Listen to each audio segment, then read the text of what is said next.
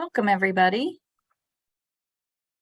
I'd like to thank you all for attending the September 21st edition of Healthy Living Together. We'll be having a panel come in today, and we'll launch into Parenting 101.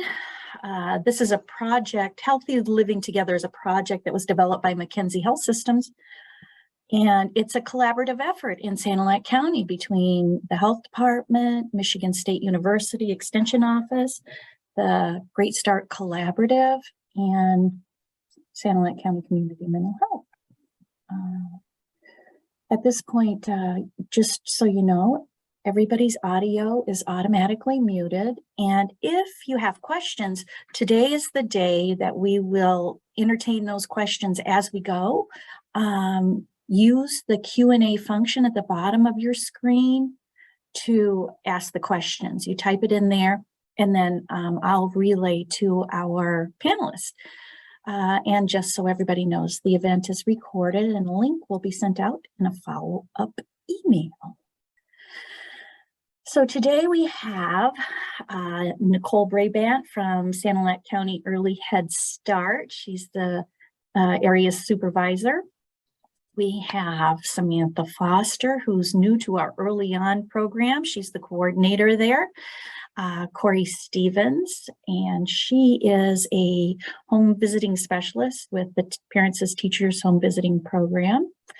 And Dr. Matt Gormley from McKenzie Health System's family physician and internal medicine, and especially pediatrics. And myself, Karolyn McEntee, I'm from the Great Start Collaborative, and I also am the director for Parents as Teachers. So today we are introducing these panelists to talk about parenting in Sanilac County. And one of the things that we like to relate to our families is, I'm not going to be able to do that, is the Protect Factors framework, or strengthening families.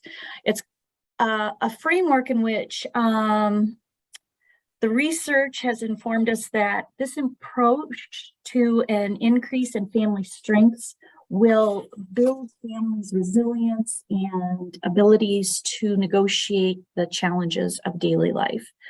And within that framework, there's 5 protective factors that we know will support a family in all those challenges that they come up against. And so one of them is parental resilience. Then there's social connections, which are really important within a family unit, concrete supports, and then knowledge of parenting and child development. You know, when a parent asks, is my child developing optimally? If you're involved in any of these agencies or programs, there's always somebody you can reach out to learn more about that. And then, of course, the social emotional health of our children and families. So we're going to launch. Everybody here is going to talk about what they do and the kind of support that they bring to families. And so we'll do a kind of a round robin. And then if you have questions that come up as they're talking, type them into the Q&A and we'll get to you, okay?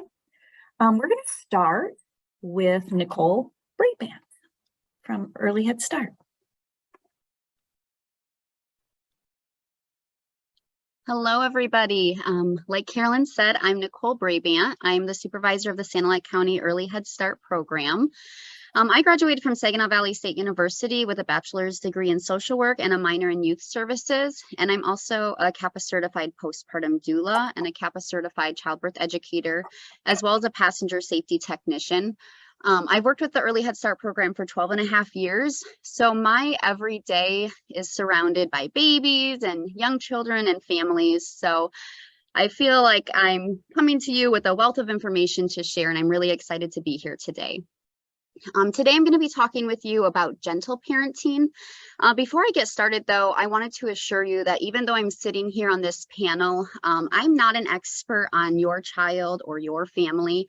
The information that's provided to you today is considered best practice, but that does not necessarily mean that It's what's going to work best for your children or for your family.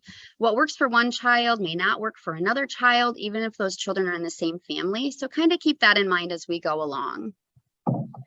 So what is gentle parenting? Gentle parenting is a parenting approach that encourages a partnership between you and your child.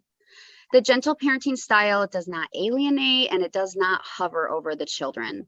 There are rules within gentle parenting, but there's also a lot of room for flexibility. With this type of parenting style, children may also gain a better sense of responsibility, along with having the choice to make their own decisions with a boundary line in place, of course. Gentle parenting asks you as the guardian or the parent to become aware of the behavior that you model for your child. So the way that you behave is very similar to how the child may behave as well. Gentle parenting encourages you to welcome emotion, accept the child as a whole capable being, and to show compassion. So why is gentle parenting better parenting, and why is it important that we're trying to move toward a gentle parenting style? Gentle parenting allows for flexibility and it teaches responsibility. It provides support to your child and it offers a level of fairness, and it also allows for a level of cooperation. Gentle parenting helps children and families to build the 5 key protective factors in the Strengthening Families and Protective Factors framework that Karolyn had just previously mentioned. And I'm just going to go through those 5 key protective factors as well. So the first is parental resilience, and that would be things like managing stress and functioning well when you're faced with challenges or adversity. Social connection, so these are your positive relationships that provide emotional and informational support. The knowledge of parenting and child development, so understanding child development and parenting strategies that support the physical, cognitive, language, social, and emotional development of your children. And then also concrete support in times of need. So someone who's always there for you, someone you know you can call if you're facing adversity, someone you know you can call if you're stressed out, if you need a last minute babysitter, just someone that's always there for you. And then that social and emotional competence of children. This is the family and child interactions that help children develop the ability to communicate early, as well as recognize and regulate their emotions and establish and maintain relationships. So I want to quickly compare gentle parenting to other parenting styles. When utilizing gentle parenting, parents try to solve problems with their children, they set clear rules and expectations, and there's open communication and natural consequences within the family. If you're looking at the authoritarian parenting style, it's very parent-driven. There's a strict set of rules and punishment, and it includes mostly one-way communication with very little consideration to the child's social, emotional, and their behavioral needs. And then looking at the permissive parenting style, it's very child-driven, so the opposite. The rules are rarely given or enforced, and this parenting style overindulges the child to avoid conflict, thus never learning how to deal with conflict. So then we have these little ones growing up to be adults who don't deal well with conflict. Slide 6. This is a little bit fun and a little bit chaotic maybe, but this is titled Toddler Assumptions That Get Us in Trouble. But it's really showing us unrealistic expectations for young children. Unrealistic expectations are a leading cause of parental frustration. If parents are expecting too much, they may have a hard time seeing all of the good things that their child is doing and learning. These are just a few of the expectations that society has for toddlers that are not age appropriate for toddlers. So thinking that toddlers should be able to sit still when asked, thinking that toddlers will say thank you when it's appropriate, thinking that toddlers will listen when we reason with them, like, oh, like if you come do this for mom, I'll give you ice cream later, like trying to reason or bribe them. Like toddlers are too young to understand that. So these expectations or assumptions are really just going to frustrate us as parents more. And then it's also in return going to frustrate your child because they're not understanding. So these, I'm not going to go through all of them, but you can kind of see, you know, like thinking that a toddler will calm during a tantrum. When you're in the middle of a tantrum, you have a hard time calming down yourself. So imagine a toddler who's not fully able to regulate their emotions yet. And then I found this on the internet and I thought it was so super cute. It says every plant has their own requirements in order to grow, and so do people. And that's every child, right? Like every child, every person, we need a space to feel safe and to feel loved. And as a parent, you have to navigate with your child through open and honest communication. So you need to learn how best your child's going to grow. Do they really desire that physical touch? Do they want to hold your hand? Do they want to cuddle with you? Or are they hands off, but maybe they feel really loved when you give them affirmations like, you did so great riding your bike. You look so amazing today. I love that dress on you. Every child is going to be different. And so it's up to you to learn how to communicate with your child and your family members to figure out how they're going to grow best with the love that you have to offer them. When I talked about unrealistic expectations for children, I think one of the biggest expectations is that children shouldn't cry once they reach a certain age. But it's totally normal for children to cry at all ages. It's normal for adults to cry, right? It's important for children to feel their emotions, recognize their emotions, and be able to talk about their emotions in order for them to be able to learn how to regulate their emotions. These are some things that we can say to children rather than stop crying, or you have nothing to cry about, or my total least favorite when people say, if you don't stop crying, I'll give you something to cry about. So instead of those things, like we should be trying to say these things, like, it's okay to be sad. This is really hard for you. I'm here with you. Tell me about it. I hear what you're saying. That was really scary, or that was really sad. I'll help you work it out. I hear that you need space. I'll stay close so you can find me when you're ready. I want to be here for you. It doesn't feel fair. So these are some things that we could put in place of those more negative connotations that we're giving to children.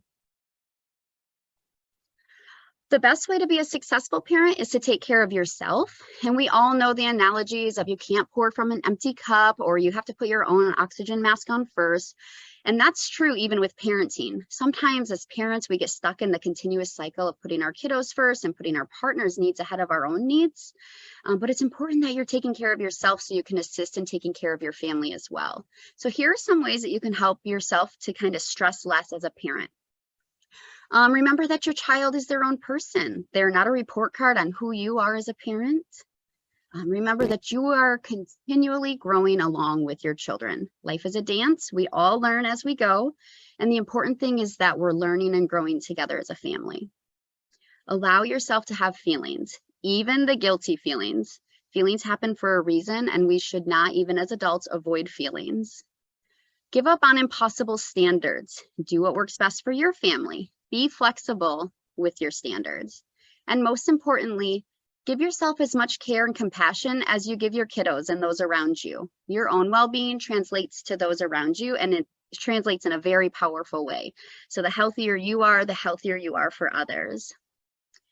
And then I just wanted to wrap up by giving you my contact information. Again, my name is Nicole Brabant. I work with the Human Development Commission's Early Head Start program. And our Early Head Start work is focused on providing services to families with pregnant women and children ages birth to 3. We provide education on child development and family development, as well as offering goal setting experiences and offering information on community resources that can help lead families to self-sufficiency. So you can reach me at this phone number here, 810-648-9452, and you can call me if you're interested in our program, or if you need help finding a resource, or if you're just interested on child development information and you have a question. I am definitely willing to answer all calls and to help as much as possible. Does anyone have any questions for me? So there's a question in the queue, and it's a parent asking, do you have any suggestions of wording to say to a toddler with separation anxiety? Anything that the parent can do to ease this? Separation anxiety is really difficult, and sometimes it's difficult more for the parent, right? It's a very emotional time. I think you could say something like, I love you very much. I promise I will come back for you. I will miss you too while I'm gone. But I think when we're talking about separation anxiety, it's better to make those statements very quickly, but in a very loving way. So we're not legging it on and on and on, because I think the longer you stick around in that situation, the more anxiety build up in the child. It's also helpful if you distract the child, maybe before you leave, give mom a kiss. I love you so much. You're going to have so much fun. I promise I'll come back for you. Look, you should build blocks with Miss So-and-so. And then as they're turning to be busy, you walk out the door. I know it is very difficult, and it's hard as a mom or a dad or a parent to separate, especially when they have separation anxiety. But just using gentle tones and promising that you love them and you'll come back is a great start for that.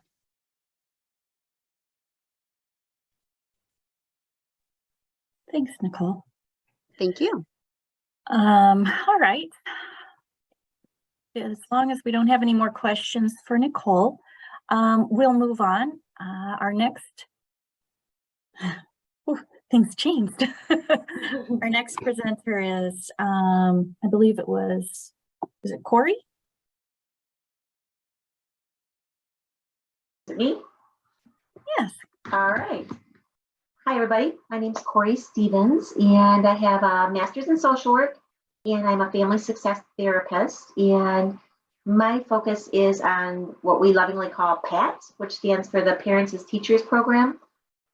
The program is a home-based visiting program where our focus is Sanilac County, and it's free to anybody that is prenatal to 5 years old. And we basically are a little bit different from other home-based programs because we do more of a holistic approach to families. We're not just focused on the children, but the parenting and the parents, the whole structure as a whole. We focus on what Karolyn and Nicole both have mentioned, the 5 protective factors, which parental resilience, social connectivity, concrete support in times of need, knowledge of parenting and development. These are all big, but that's one that I really focus on, all of them. Social emotional competence of children. So the goal is basically to ensure children function well in the community, at school, at home, and overall. So that's a big thing, What we basically try to utilize is like the strength-based approach. So, for example, if I'm setting goals, I'm not setting goals. If I'm asking families to set goals, I'm wanting them to tell me what they think they would like to see change. I might walk in there and see something that I'm like, oh, maybe this is something that I could see a benefit of you working on. It's not going to work. We like to look at the families and what their needs are. So it's parent driven. So we talk about things like routine. A lot of times in life, from work to parenting to house chores, just the whole thing, routines can get lost. So we focus a lot on routines and the benefits for parents and children to lessen the stress loads that we carry. Everybody knows what to expect, that kind of thing. We look at safe sleep. We do assessments, a lot of assessments, which I find most of my parents really enjoy that. The developmental assessment we look at helps tell where kids are at developmentally. So, for example, ours is the ASQ, we call it ASQ3. And in doing that, it helps us see where our kids are at if maybe they are feeling a little challenged in their fine motor skills, for example. These assessments help us to recognize that and maybe make a referral if needed. Or maybe it's not even as much as a referral, but it's just something where maybe they're just a little bit here where we maybe would hope they'd be a little bit here, keeping in mind that all children develop at different paces. So it's a very generalized assessment, right? But for example, if we find somebody is maybe not utilizing their fine motor skills, I might provide an activity, an educational activity during my visit that is going to build on that. So we also do the social emotional assessments. And again, it's kind of along the same lines. Are we having a lot of temper tantrums? Are we fighting to have a pleasant meal time? So this kind of helps us recognize where our kids might be struggling, where we as parents might be struggling, so we can zero in on what's going on. And sometimes it might be bigger than that. Maybe it's speech therapy that's needed. Maybe it's, a referral to the doctor, whatever that might look like. So I try to help hook them up with whatever is needed in that area. Literacy, literacy, literacy. In this program, we are very, very, very big on kindergarten readiness. It's one of our main goals. So in doing that, literacy is a big part of that. So encouraging parents to read, my goal is daily. And if they are so inclined, several times a day, right? So I like to educate on what that looks like, what it does for the children as well as for the parents, setting realistic, age-appropriate expectations and goals.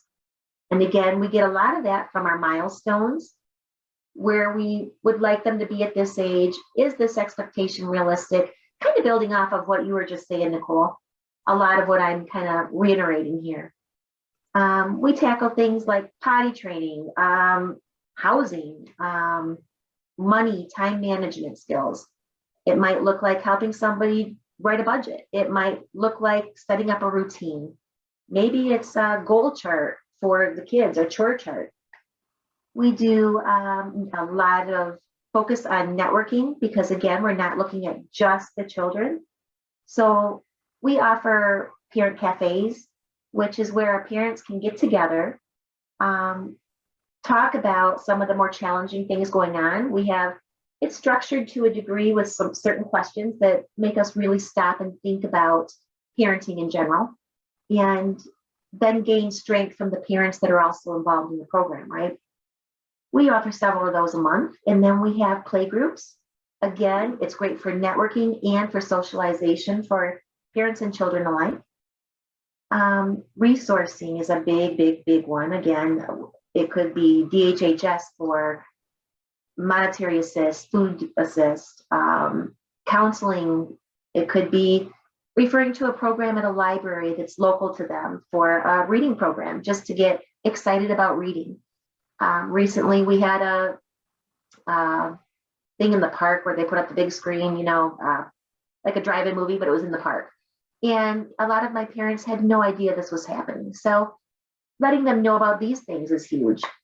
Again, speech therapy early on, all of that we refer to. So our referrals are immense and they cover a lot. Our visits are pretty structured.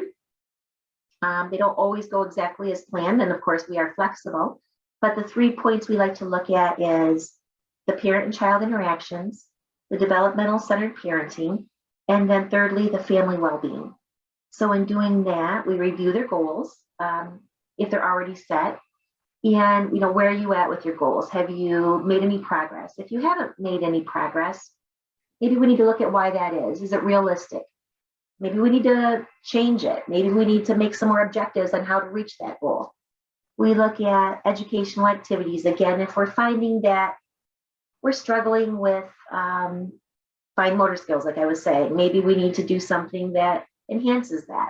So we're going to work with the families, the parents, and the kids to do these activities together, and then talk with the kids and the parents to find out what were the benefits in that. Because a lot of times parents, me, myself included, I'm doing something and I don't realize what all is happening. I'm building attachment. I am working on fine motor skills. I'm working on my communication, and they're working on their communication with me, right? So these educational activities can just look like a bunch of play, but in reality, it's a lot more going on than that. So I like to educate parents on that as well, so we can all realize how beautiful playtime is for both parents and children. And then we look at basically, I said the goals and any resources, again, that's needed, and build on that, change it up, whatever they might be needing at the time. So basically our goal under the Parents is Teachers program is to prevent child abuse and neglect, a biggie. We're increasing resources, we're increasing education, and parenting skills, positive discipline, which Nicole's gentle parenting is kind of along those lines. And we look at increasing parent knowledge of early childhood development. Again, realistic expectations, because a lot of times our frustrations come in when we're expecting too much from our kids and they're just not really there quite yet developmentally. We like to improve parenting practices, increase school readiness. We want our kids able to have a successful school experience. And when we get there early, in the early years, we can really help to make that happen. We can help parents to understand what their kids need from them and build on their skills, on the kids as well as the parent skills, and provide early detection of developmental delays and health issues. And that can look again like looking at their eyes. You know, we aren't able to do hardcore assessments, but you know, not that long ago, I had a little guy that they were just used to him. And I happened to notice when I'm doing my tracking that he wasn't tracking so well. Referred him to a specialist and found out he had some things going on. And thank goodness we caught it early so they can start addressing these issues early, right? So that, in a nutshell, guys, is my Parents and Teachers program, again, which we lovingly call PAT. And I neglected to mention too, our visits they can be monthly, they can be a couple times a month, a few times a month. It depends on where the parents are at, where their stressors lie, as to how often they really need me in. So. Thank you, Cori. That was great. Could you help the group understand how to access parents as teachers? Call me. Call Karolyn. Yeah, basically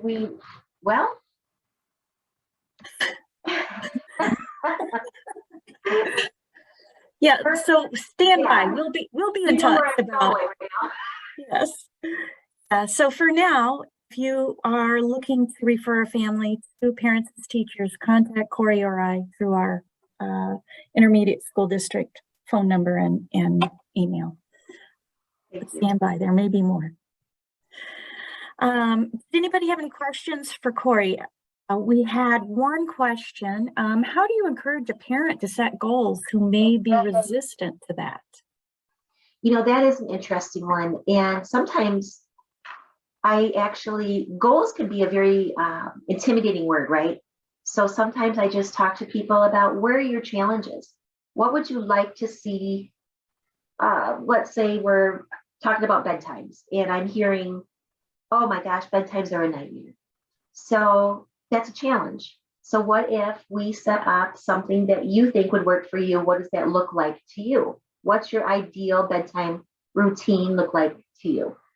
So in doing that, we now become, maybe our goal is to overcome that challenge of fighting at bedtime, food fights, whatever that looks like. So to me, a lot of times the word goal can be a little daunting. So I do tend to use the word, let's talk about any challenges you're having in your day-to-day routine. What would you like to see change? And how do you think we could accomplish that? What are the barriers? And then we try to develop a plan to overcome that. Does that answer the question? Okay. I would say yes. If you have more questions, we can open it up to the panel too. But for now, we're going to thank Cori and move along. Thank you, Cori, very much. So we're going to move along to Sam Foster, and she's going to talk about early on intervention. Hello, everyone. I'm Sam Foster, and I am going to be showing my little slideshow to tell you a little bit about what early on is. Our motto at Early On is don't worry, but don't wait. Early intervention really does work. If you could get in there as soon as possible and start making a difference. We see new skills develop every single day based off of just things that we've been working on in the home. Early On provides in-home support and resources to children birth to 3 years old who might be experiencing developmental delays. We offer developmental assessments, routine-based assessments that help to strengthen families throughout our community. So basically, Early On is a free home-based program that offers with children with developmental delays or pre-existing conditions that may cause developmental delays down the road. And what we do is we offer strategies and support and community resources that are used to implement inside the homes by the parents. Because to be honest, I can go into a home all I want, but if a parent can really do it on a daily basis and is really involved and is there more often than I am, it will make a bigger difference. So that's really where our program tries to base it off of, is we want to give the family the tools. We want to try to get the family the things that they need to help them and their children get where they need to be, hitting those developmental milestones. We use a routine-based assessment to determine our eligibility. So what it pretty much looks like is really basic, your day-to-day activities and what your child can and cannot do at that time. And like Cori and Nicole were kind of saying, every kid's different. Everybody develops in different ways. The assessment is merely just where we can see and get an inside look so that we know where we can be best of help at.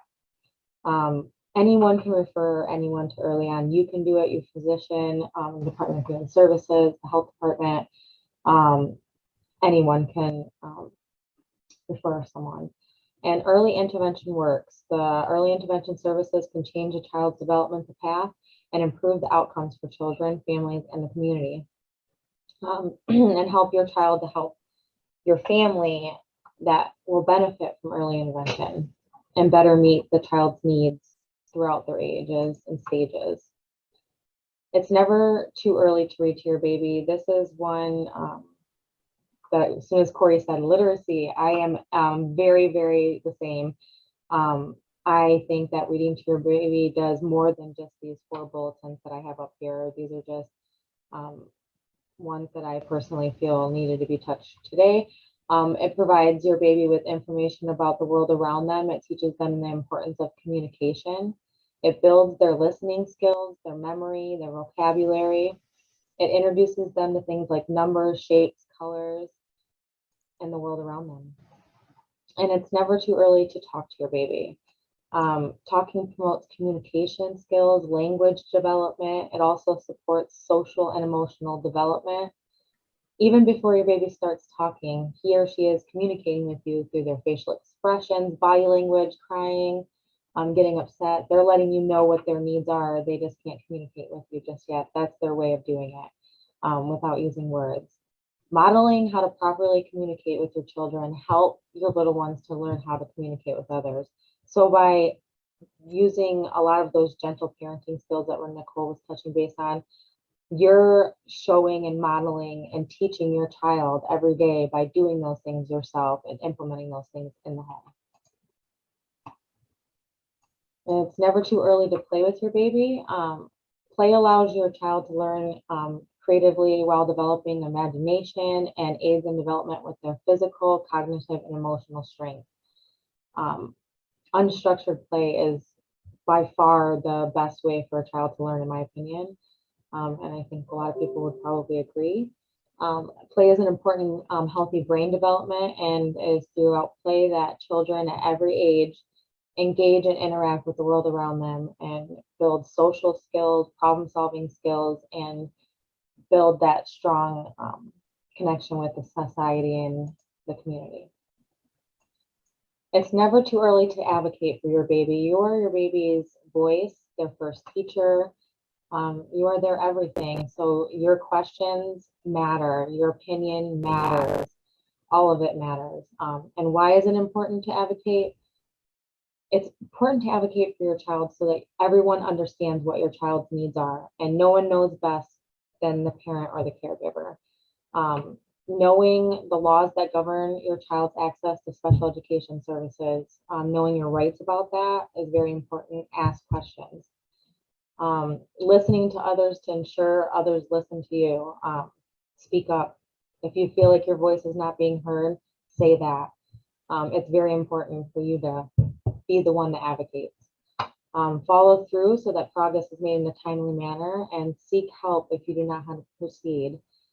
I am here to help. Just as Nicole said, I will take questions, even if it's just from support with breastfeeding all the way to how do I get my kid to stop throwing a fit in the store. I will do my best to get the answer if I don't have the answer, and that's where I'm at with that. So early on service coordinator is me, Samantha Foster. Here is our direct early on referral line that you can contact and refer yourself or others. My phone contact and the websites.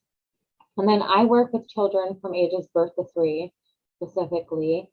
But I also have connections to speech therapists, physical therapists, occupational therapists that I can reach out to. And one of those people I can reach out to is our build-up specialist, Nicole Espinoza. She works with children ages 3 to 5 for preschool readiness and getting support for that preschooler. And her contact information is right there. And that's basically all I have for early on. Excellent. Thank you so much, Samantha. Did anybody have any questions for Sam?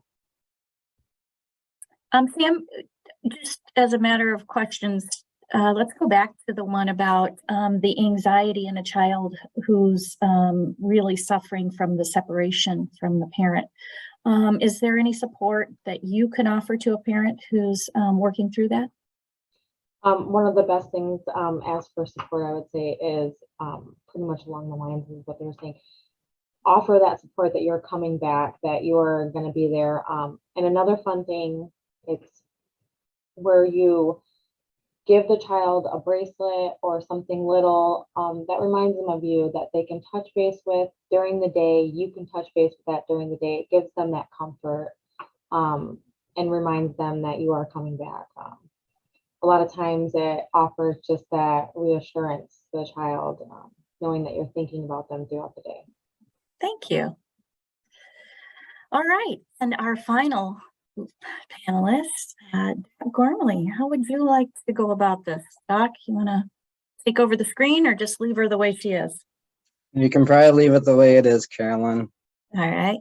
All right, so Matt Gormley, Dr. Gormley, Dr. Matt, whatever people prefer. I'm a pediatrician and internist for McKenzie Health Systems, and my office specifically is in Croswell,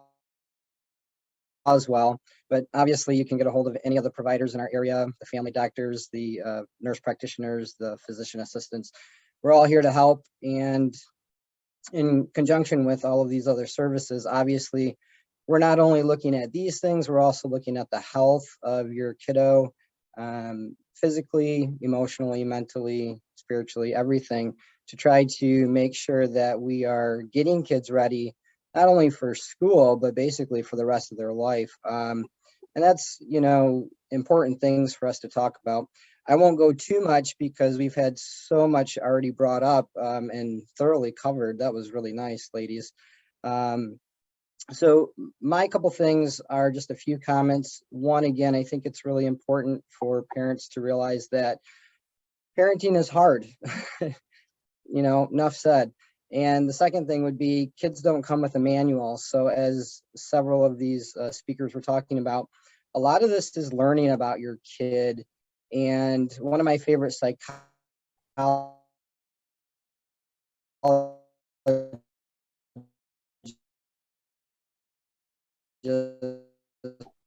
Dr. Kevin Lehman talks frequently about having both behave well and do all the things that we are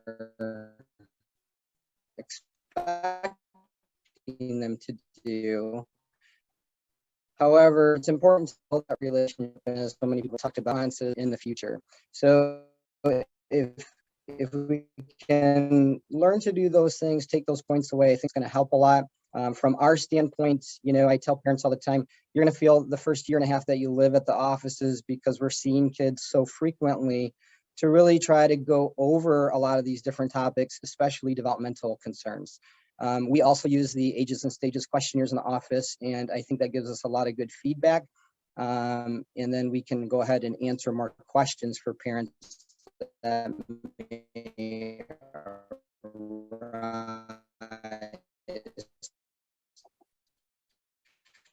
as well as hopefully answer questions that the providers in our area that have already been represented. That, you know, for me, I just saw a couple of babies the other day, and we'll be contacting early on.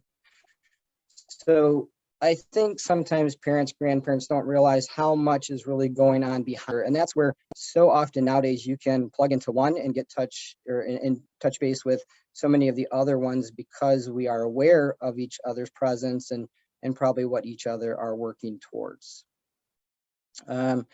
Obviously, if you need to get a hold of anyone to set up office visits, the best way probably is through the hospital general number, 810-648-3770. And then they can go ahead and put you in touch with whichever office is closest or convenient for you. Great, thank you, Doc. So when we send out the recording of this, we'll have contact information for all of our panelists in the body of the email, at least. Are there any more questions for our panelists today?